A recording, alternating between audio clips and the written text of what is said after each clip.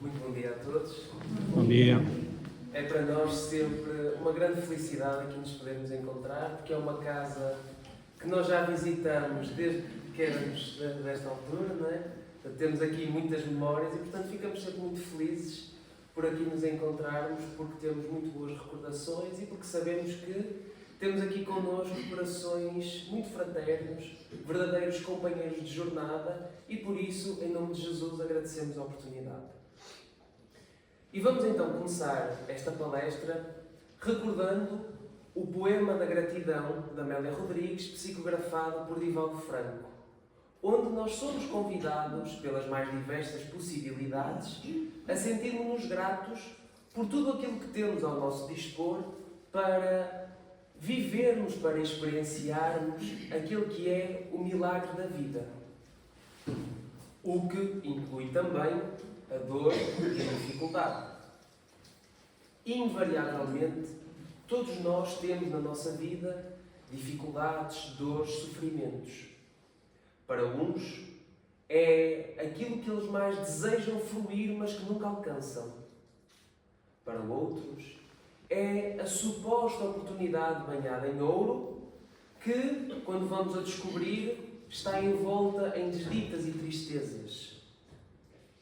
Para outros ainda, é a capacidade que julgavam ter, mas que é rapidamente defraudada por falhanços sucessivos. Independentemente disso, todos os momentos da vida nos convidam à gratidão. Isto porque, a par com todas as dificuldades, com todas as desditas, nós temos um número muito maior de bênçãos. Algumas delas tão subtis que nós nem nos apercebemos. Uma delas em particular, extremamente fundamental para a nossa existência, uma bênção que nós recebemos a cada momento e, pela sua presença constante também, é uma bênção que nós muitas vezes esquecemos de sentir gratos. A capacidade de respirar. Quem é que hoje já se lembrou de se sentir grato porque pode respirar? Então vamos aproveitar o momento e vamos convidar todos a prestarem um bocadinho de atenção. Vamos fechar os olhos e, seguindo o meu comando, vamos encher o peito de ar pelo nariz, segurar e expirar suavemente pela boca.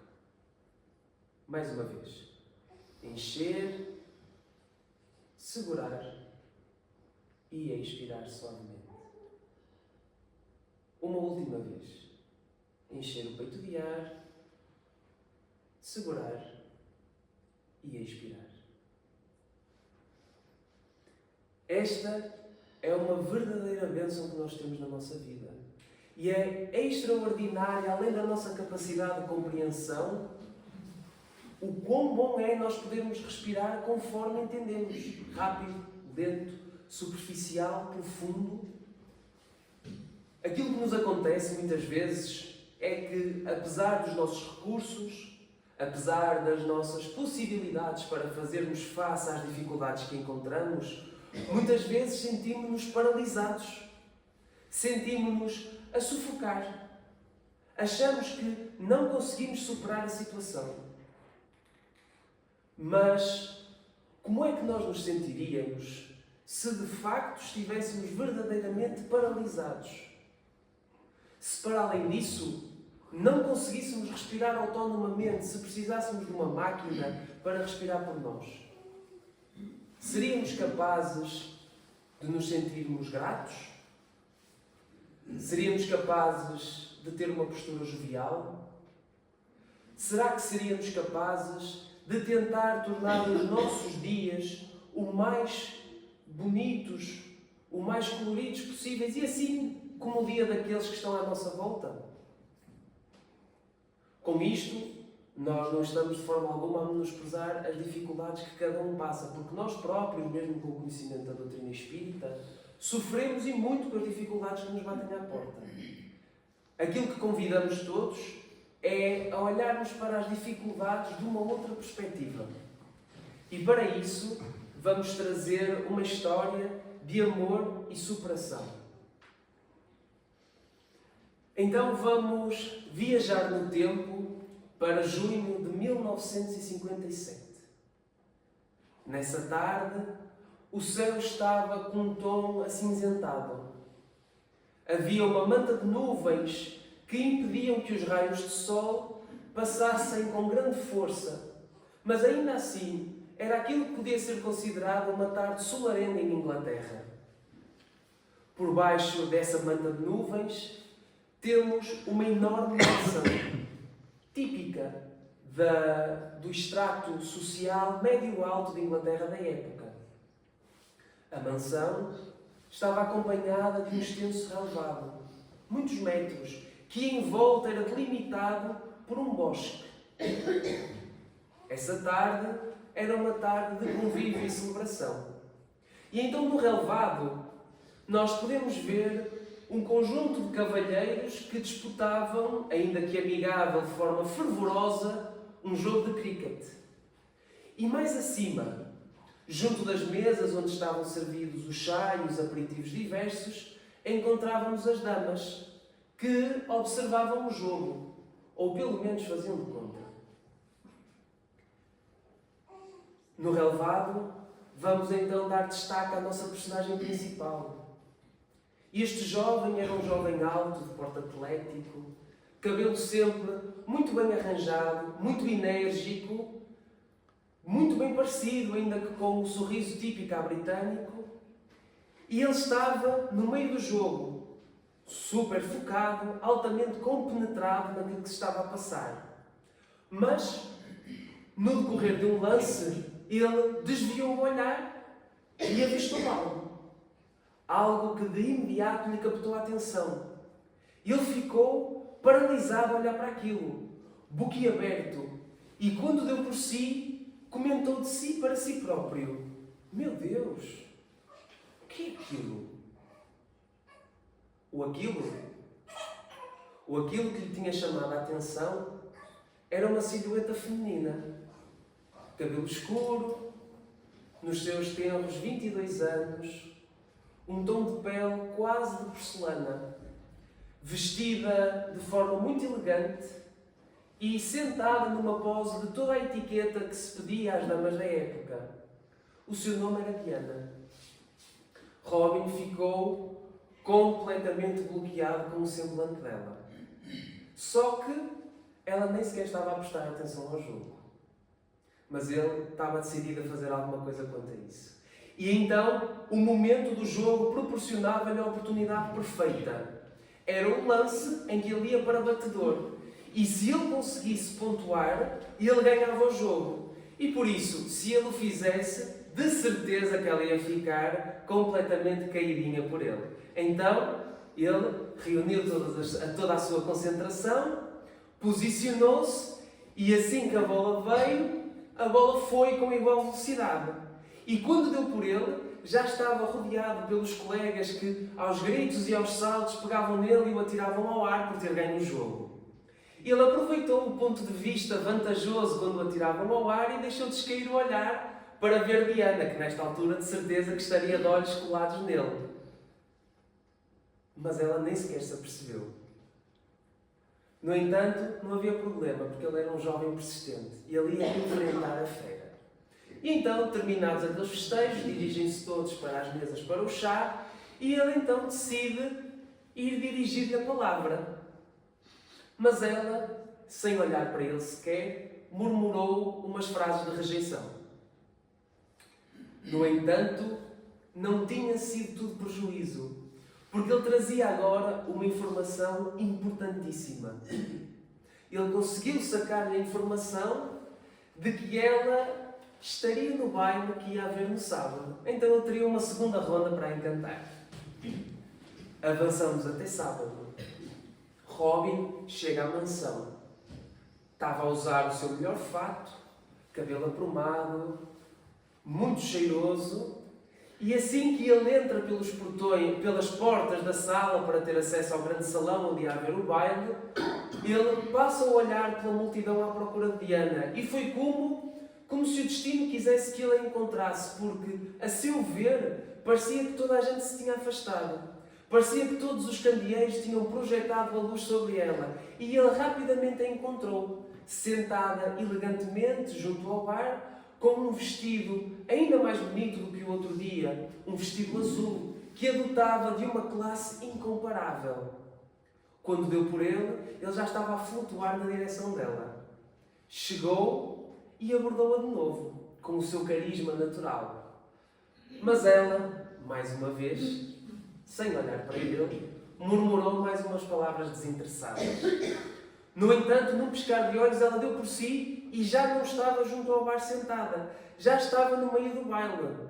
É que, enquanto ela distraidamente lhe dava aquela resposta, o Robin tomou-a pela mão sem perder tempo, rodopiou-a para o baile e começou a dançar com ela. Ela gostou da ousadia dele. E então, aquela dança deu origem a um encontro.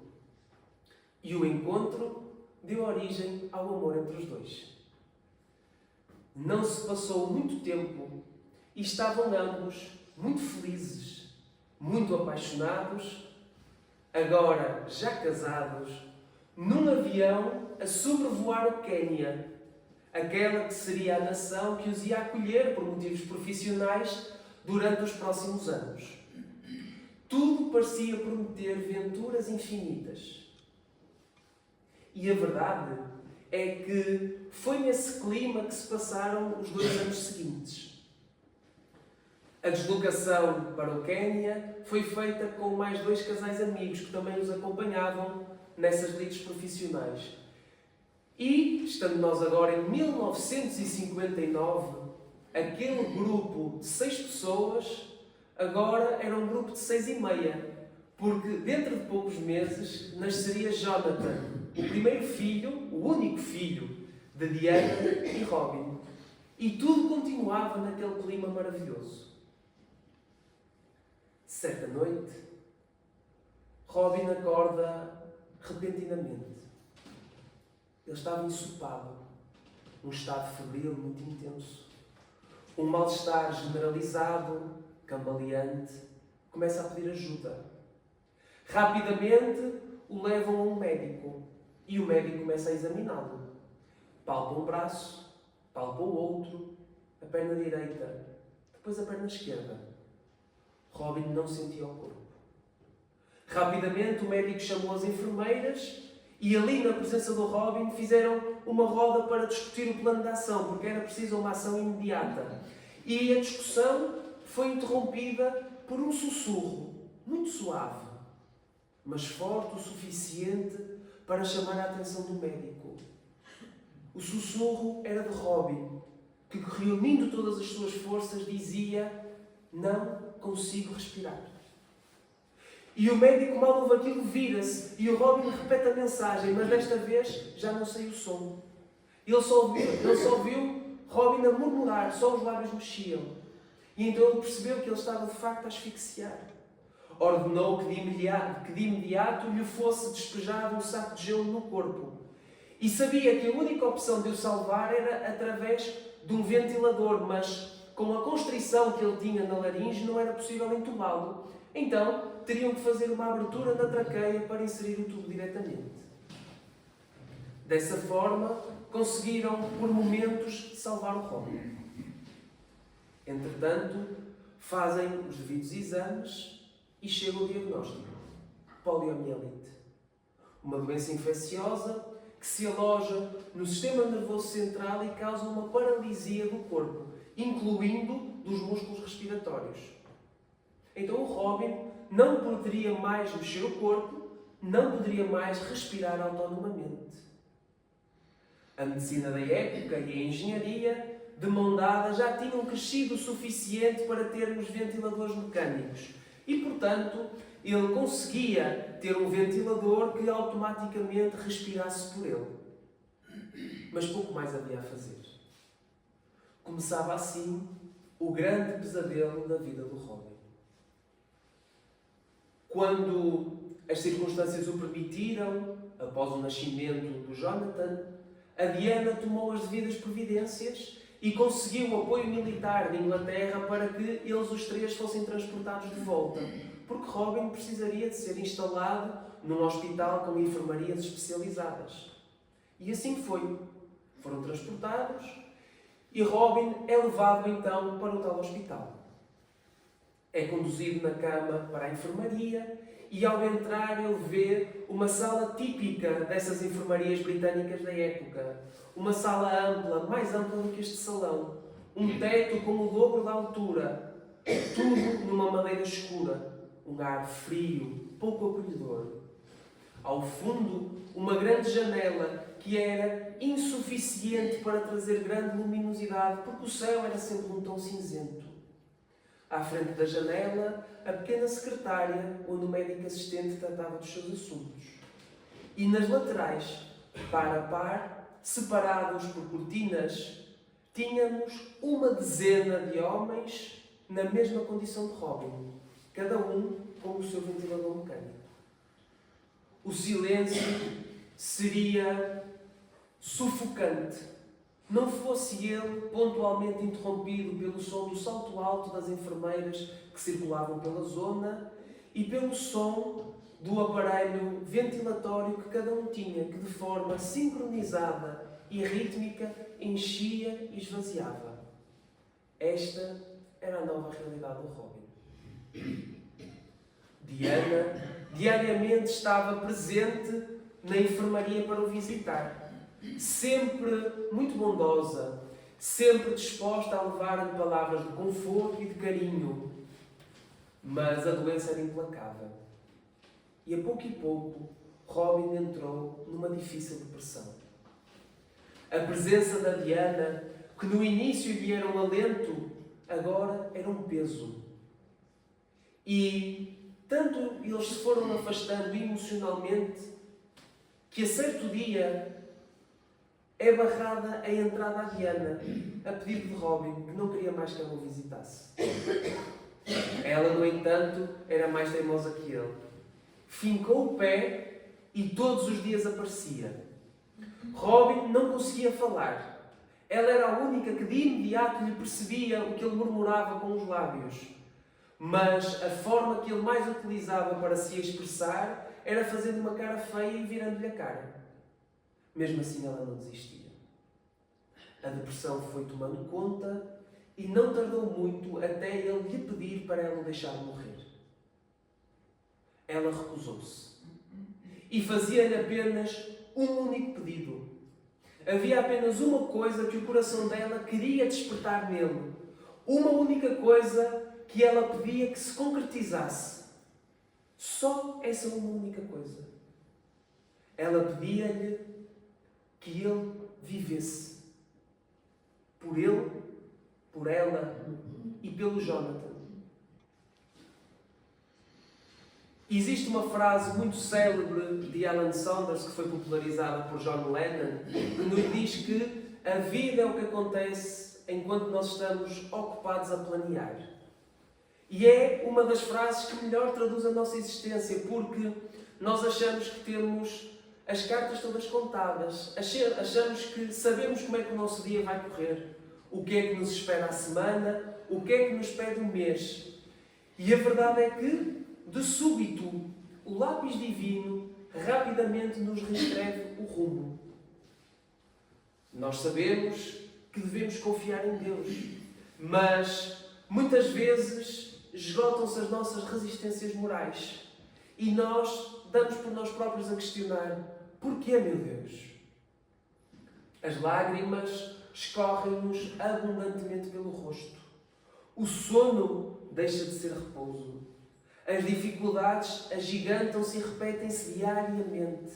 E nós próprios começamos também a definhar. Então, em nosso valento, a benfeitora Joana de Ângeles diz-nos no livro Episódios Diários que o desânimo é como um tóxico imobilizador. Ele insinua-se suavemente, dominando as reservas da coragem. Ele instala-se a pouco e pouco, inspirando o pessimismo e mal-estar. Já a mágoa ela define-a como sendo um ácido que corrói a superfície na qual se encontra. Desgasta a pouco e pouco as peças delicadas das engrenagens orgânicas do homem, destrambelhando-lhe a organização psíquica. Na nossa vida, nem sempre as coisas correm como nós desejamos. Apesar daquelas que são as nossas melhores tentativas, apesar das nossas melhores intenções, dos nossos grandes esforços, as dificuldades, o desânimo, a mágoa, rapidamente conseguem ganhar espaço na nossa vida. Mas nós não estamos no mundo por acaso. Nós estamos entregues a um planeamento existencial muito detalhado, mas que não é por isso que ele está isento de dificuldades e sofrimento. Então, perante as mesmas, o conselho da benfeitora é sorrir ante o infortúnio, agradecendo a oportunidade de superá-lo através dos valores éticos e educativos já por nós alcançados, poupando-nos o desgaste de que é portadora a mágoa. Porque, independentemente da nossa postura, sendo ela otimista ou pessimista, o tempo vai passar. Então, nós temos na nossa mão a escolha daquilo que poderá ser o panorama mental com que enfrentamos o passar das horas. E Joana defende que não deve haver espaço para alimentar esses sentimentos de pessimismo. E por isso ela começa a reconfortar-nos dizendo: tens o direito de errar, embora não o devas. Não te permitas autopunições diante de alguma falência na execução do programa do bem. E convidando-nos ao otimismo, ela diz: eleva o padrão mental no momento em que te vejas sitiado pelas tristezas, arrependimentos ou íntimas revoltas em algum fracasso de alguma tentativa. Persiste e repete a luta sem temer. Vencerás. E isto não é um simples conselho vulgar, não é um otimismo barato dito despreocupadamente. São os conselhos da benfeitora que nos trouxe a maior obra de psicologia envolvida no conteúdo espírita que nós temos acesso. É alguém com autoridade suficiente para conhecer os meandros da mente humana, os meandros da nossa realidade espiritual, e que nos diz: és o que te permitas mentalmente. Tudo aquilo que nós emitimos, nós recebemos. Porque a mente tem essa dualidade na sua função. Ela emite e recebe, e vive em volta daquela que é a realidade que ela cria como produto dos próprios pensamentos e dos pensamentos que acalenta em si. Porque, como nos diz também Joana, não há isolamento de natureza mental entre os seres vivos. E entre os seres espirituais igualmente. E se nós permitirmos que se dominem na nossa mente os pensamentos depressivos, nós estamos a abrir campo vibratório para que a nossa mente seja golpeada por outras mentes que nos detestam. Então, recorrendo ao capítulo 9 do Livro dos Espíritos, de Allan Kardec, nós vamos encontrar lá orientações que nos dizem que não só os espíritos conseguem perceber pensamentos que nós escondemos até de nós próprios, como também, muitas vezes, muito mais do que aquilo que nós imaginamos, eles influenciam os nossos pensamentos e as nossas ações. Dessa forma, Joana prescreve com ainda maior vigor o otimismo e a perseverança, dizendo: acenda a luz da alegria no teu espaço mental em sombras e conta com os teus mentores espirituais que te amam e que estão envolvidos com o teu progresso espiritual. O pranto que vertes em decorrência das aflições que te povoam a casa emocional sensibiliza os mentores que velam por ti. Ainda assim, não chores, não lamentes e confia em Deus. Exulta sempre que a dor te bater à porta, porque estás a ser convidado à tua transformação moral para melhor. E não existe ninguém que atravesse um terreno pantanoso que não experimente preocupações com a sua própria marcha. Uns não se encorajam a avançar. Outros tropeçam a caminho do objetivo. Alguns mais afirmam-se cansados. Então diz-nos ela: sê tu aquele que avança, mesmo que o lodaçal se apresente volumoso e ameaçador. Porque deverás sorver a taça da amarga substância do resgate, mas deves ter uma postura de alegria e de sentimentos outros de paz pelo bem que vai decorrer desse processo. Enxuga o suor da face e abre-a num sorriso de júbilo por te encontrares ao serviço do bem, ao serviço da verdade. Mantém o ideal de que, por mais longa pareça a via crucis, a meta será o teu lugar de repouso das aflições. E por fim ela diz-nos: enfrenta os obstáculos e eles ensinar-te-ão a vencê-los. Tudo isto para Joana nos convidar, nestes momentos mais difíceis, a ouvir aquilo que é o eco da proposta espírita, a vestirmos a camisola da fé raciocinada, a confiarmos na divindade, a relembrarmos que esta existência e as suas dificuldades estão enquadradas na narrativa maior que é a nossa vida enquanto espíritos imortais. E que, por isso, nós devemos, sempre que conseguirmos, procurar manter a postura feliz quando enfrentarmos as dificuldades. Nós temos noção que é algo que parece impossível. Muitas vezes parece utópico. Mas é a lei divina. É a realidade à qual nós não podemos fugir. Então, sendo hoje, sendo noutras oportunidades, nós vamos compreender. Nós vamos vivenciar. É inevitável. O que a doutrina espírita nos diz, e Joana tenta trazer-nos em reforço, é que temos a oportunidade de o vivenciar e de o aproveitar hoje, se assim o quisermos. Porque ajuda não nos falta. Só que Diana e Robin não eram espíritas. Aliás, o Robin até era ateu. Eles não conheciam a doutrina espírita, não sabiam aquilo que nós sabemos. Então, como é que será que eles deram a volta a este revés que a vida lhes trouxe? Voltamos agora à enfermaria escura e fria, onde Robin continuou a passar os seus dias durante longas semanas. Mas, quando tudo parecia continuar num percurso descendente, de surpresa, de forma muito inesperada, algo se modificou. Algo, certo dia, apresentou-se diferente. Era uma diferença positiva, muito pequena, se calhar das poucas diferenças que se podiam esperar, mas era uma diferença, era uma melhoria. Sem qualquer expectativa, uma certa manhã, a enfermeira que cuidava de Robin, ao aproximar-se dele, percebeu-se de uma coisa. Ele começara a deglutir. Isto era uma notícia fantástica porque, a partir do momento em que ele conseguia deglutir, era sinal que a laringe já não estava em espasmo.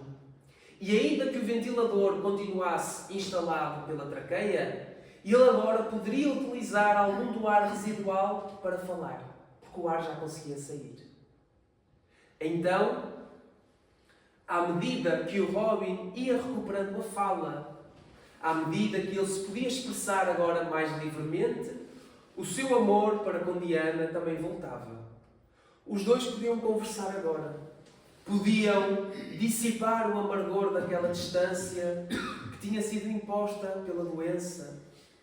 Podiam agora partilhar, reencontrar-se e reencontrar-se um no outro. E os dias que se seguiram foram progressivamente mais pautados pela cor daquele amor em rejuvenescimento. No entanto, passado algum tempo, também se passaram estas núpcias. Não havia mais melhorias. Robin agora podia falar, era certo, mas continuava dependente para todo o resto. Não perspectivava nenhum tipo de futuro, porque nenhum utente com poliomielite poderia sair das enfermarias. Não havia condições para eles viverem fora do hospital. Tudo aquilo que ele conheceria dali até à sua morte seria aquela sala, aquela vida, aquela realidade. E então voltou novamente a entrar num estado depressivo. E com isso voltou a aspereza para com Diana. Só que agora com uma agravante. Ele agora podia expressar-se. E então não tardou muito a dizer-lhe para ela não aparecer. Ele dizia-lhe: para que é que vens aqui? Porquê é que vens perder o teu tempo? Eu já não te sirvo para nada. O que é que estás aqui a fazer? Vai viver a tua vida, tu já não precisas de mim. Não há nada que eu te possa dar. E ela reforçava sempre que podia sim, porque o seu coração pertencia-lhe. Porque ela tinha jurado estar com ele em todos os momentos. Porque o amor que ela sentia por ele, por muito que ele o tentasse negar, era forte o suficiente para que, dia após dia, não interessasse quão ásperas fossem as palavras que ele lhe dirigia, ela ali estivesse, de coração aberto, bondosa, determinada a não o abandonar naqueles momentos. Muitas vezes eles entravam em discussões, sobretudo quando Robin voltava a pedir para ela deixar de morrer. E ela dizia que não. E numa dessas discussões, ela abriu-lhe de novo o coração e de forma muito ternurenta ela desabafou com ele dizendo: eu gostava que eu pudesse fazer alguma coisa para te ajudar, para que tu te sentisses melhor. E ele decide dar-lhe uma resposta impossível para arrumar o assunto. Ele olha em torno daquela enfermaria sombria e escura e diz-lhe: tira-me daqui. Claro está, era impossível. A medicina não o permitia. Mas para Diana, isso foi uma ideia. Ela não tinha as limitações da ciência. Ela não sabia o que é que era possível ou não. Então ela pôs-se a magicar. Ela sabia que, pela condição frágil dele, ele teria que morar a 16 km do hospital. Então começou à procura. E encontrou uma mansão a exatamente 16 km. Uma mansão a cair de podre. Mas era alguma coisa e estava dentro do orçamento. Ela regateou o preço e comprou a mansão. Com o pouco que sobrou, ela começou a remodelar algumas divisões para as tornar habitáveis. A primeira parte do plano estava completa. Depois, redobrou o tempo no hospital para poder ver como é que a enfermeira tratava do Robin, para ela aprender para poder fazer em casa. À medida que a enfermeira lhe ia ensinando e ela ia ganhando destreza, a segunda parte do plano estava cumprida. Faltava agora ela negociar com o médico assistente, sem o diretor do hospital saber, mas faltava negociar com o médico assistente e com a enfermeira como é que eles iam orquestrar aquela fuga. Tratando desse assunto, arranjar um transporte. E naquele dia planeado, eles estavam prontos para fazer um número de escapismo digno do Dini, porque eles iam tirar o Robin, agarrado no ventilador, numa cama de hospital, da enfermaria do hospital para casa, sem que ninguém se apercebesse. Então, na hora designada, Diana entra na enfermaria para uma visita como um dia normal, e os acontecimentos que se seguem pareciam os assaltos cronometrados ao banco. Estava tudo planeado ao segundo. Diana desliga o ventilador mecânico da tomada. O Robin sustém a respiração. A enfermeira, de forma muito ágil, troca o tubo do ventilador mecânico por um tubo do ventilador manual. Diana já segurava o ventilador manual na mão e começa a bombear. O Robin respira. De seguida, o médico agarra no estrado da cama, que tinha rodas, e começa a conduzir Robin. A enfermeira corre atrás deles com um carrinho com o ventilador e disparam os três pelo corredor do hospital até à saída das traseiras, onde tinham lá a carrinha pronta. Robin é colocado na carrinha, as portas são fechadas e ele segue viagem. Chegados à entrada da mansão, que também tinha um longo jardim na sua frente, as portas da carrinha abrem-se e à espera do casal estavam todos os amigos que eles tinham. Um grupo grande de pessoas que de pronto ajudam a pegar na cama do Robin e a pousam no chão e começam a empurrá-lo para dentro de casa. Robin, nesse momento, apercebe-se de algo. Ele já não se lembrava do que era ver o céu.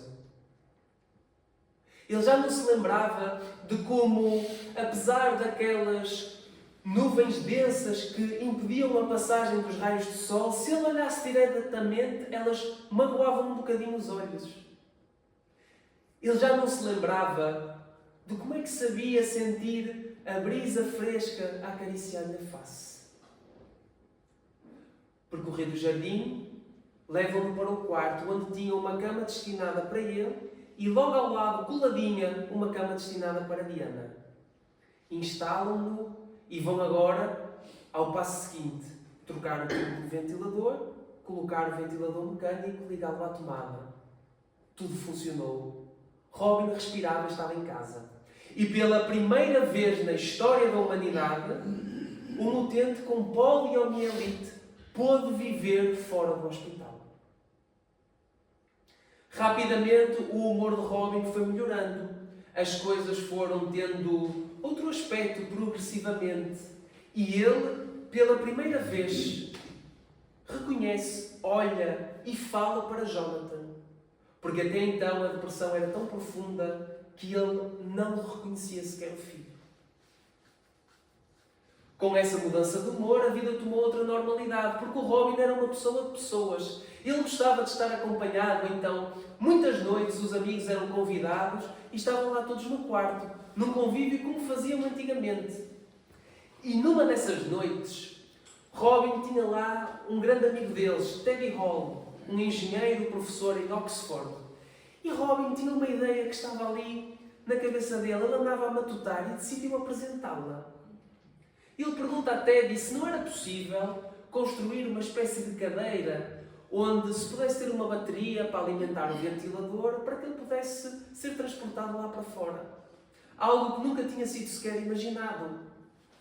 E Teddy, que estava farto do aborrecimento das salas académicas, viu ali uma oportunidade de pôr os seus conhecimentos à prova. E foi, mais uma vez, de uma forma bastante simples e ingênua, que se deu outro milagre da engenharia e da medicina. Foi criada a primeira cadeira de Cavendish, permitindo, pela primeira vez na história, que alguém dependente de um ventilador pudesse circular fora da cama. Inicialmente, o tempo de bateria eram 3 horas, mas eram 3 horas de liberdade que o Robin tinha. A cadeira foi melhorando, o tempo de bateria foi aumentando e o Robin pôde dar cada vez passeios maiores. E rapidamente os convívios deles transitaram do quarto pequeno do casal para os jardins cá fora.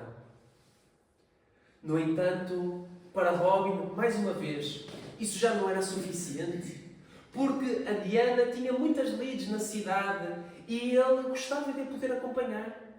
Então, mais uma vez, resolveu-se o assunto. Arranjou-se uma carrinha com um sistema hidráulico que conseguisse suportar a cadeira e punham o Robin na traseira da cadeira, removeram um banco e puseram lá um suporte para que a cadeira pudesse ser fixa. E assim, o Robin podia agora viajar de carrinha com a Diana e com o Jonathan. A inovação final foi uma modificação da bateria da carrinha, para que a cadeira durante as viagens pudesse estar diretamente ligada a essa bateria e assim poupava a bateria da própria cadeira. Robin era agora mais livre que nunca. Tão livre que conseguiram inclusive fazer uma viagem de família até Espanha. Muito frequentemente, nas suas festas lá em casa, via-se um fenómeno muito curioso. O Robin não era um mero boneco de carne que ali estava num canto. Não. Pelo contrário, ele era a alma da festa. Estava sempre rodeado de pessoas e, curiosamente, sobretudo de jovens, que falavam com ele, que lhe pediam conselhos, inclusive, veja-se, iam ter com ele para se queixar das suas infelicidades. E o Robin, sem respirar sozinho, paralisado na cadeira, ouvia os dissabores deles e sempre com uma enorme boa disposição, tinha sempre algo de bom a dizer. Ele era conhecido por ter transformado a sua casa, com aquela simplicidade, num verdadeiro pronto-socorro de atendimento fraterno. Mas apesar de tudo isto, ele não ia parar por aqui. E então a derradeira inovação foi o sistema Possum, que vem do latim eu posso, que teve as suas origens rudimentares na solução de um problema.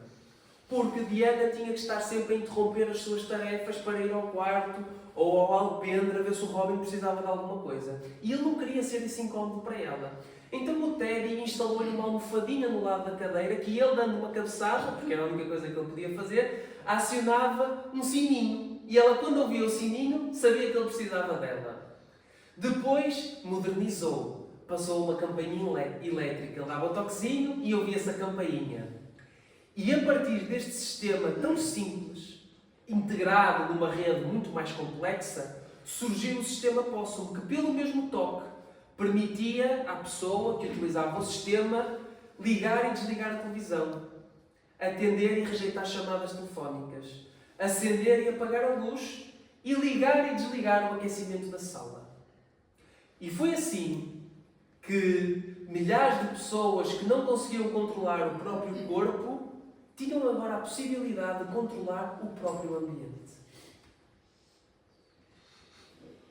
Assim se passaram 11 anos da vida do Robin desde o seu diagnóstico, até ao momento em que ele decidiu sair da vida pela via da eutanásia. À data, ele era um milagre médico, porque ele era o respironauta, como eles eram conhecidos, com maior sobrevivência. E ao longo destes 11 anos, muitos foram os momentos em que as coisas quase não correram bem. Desde pequenos momentos em casa em que o Jonathan, a correr desenfreado, tropeçava na ficha e a desligava, e o Robin ficava sem poder respirar até a Diana se aperceber que não ouvia o ventilador e ir a correr ligá-lo de volta. Momentos em que, nas viagens, a carrinha fazia curto-circuito e ele perdia a bateria da cadeira. Mas em todos esses momentos, a mão divina lá esteve, amparou-os e continuou, através das suas vidas, a pintar uma das mais belas telas de perseverança e de superação. É por isso que nos amargura a decisão de Robin quanto ao término da sua vida, sobretudo quando refletimos nas questões 953 e seguintes do Livro dos Espíritos, em que dizem que, por muito inevitável que seja a morte, por muito próxima que ela esteja, sempre que alguém escolhe abreviá-la antes do tempo, comete um ato de falta de resignação e de submissão perante a divindade.